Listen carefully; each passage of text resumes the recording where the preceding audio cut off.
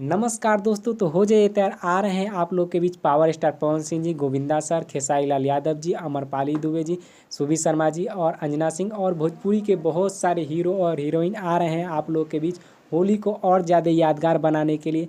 एक शो लेके, जिस शो का नाम है चढ़ल फगुआ के रंग।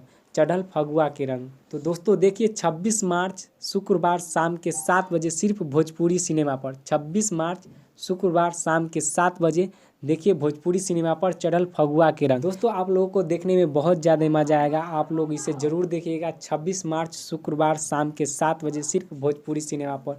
पवन सिंह, खेसारी लाल यादव जी, गोविंदा सर, कल्लू जी, रानी चटर्जी, भोजपुरी के बहुत सारे हीरो और हीरोइन आप लोगों को इंटरटेन कराने के लिए आ रहे हैं। चढ़ल फगुआ के रंग 26 मार्च शुक्रवार शाम के 7 बजे सिर्फ भोजपुरी सिनेमा पर।